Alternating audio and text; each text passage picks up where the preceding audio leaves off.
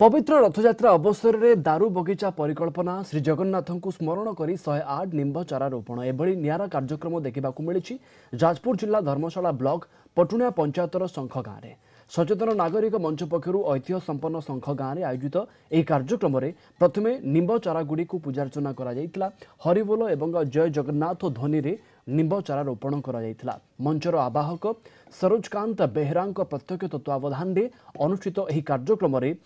कबाटबंध प्राथमिक स्वास्थ्य केन्द्र मुख्य चिकित्सा अधिकारी डॉक्टर निहार रंजन कर जोगदे चारा रोपण शुभारंभ करथिले। सचेतन नागरिक मंचर एटा तृतीय थर गोटे अटेम्प्ट एटा होची गोटे सोशल कांसेप्ट गोटे कल्चरल कांसेप्ट गोटे स्पिरिचुअल कांसेप्ट आज होची पवित्र रथयात्रा रे आमे गोटे दारू बगीचा करिबा जोटा कि प्राणी जगतर मंगल हब ये समाजर मंगल हब ये समग्र विश्वर मंगल हब आउ जगन्नाथ बा बड़ ठाकुर आमर भल पाइबा रहिबो आमर सम्मान रहिबो आउ प्रकृति आदिरु बेनिफिट हब सेति पई एथे गोटे सोशल कल्चरल स्पिरिचुअल सबुर मीट होची दारू बगीचा।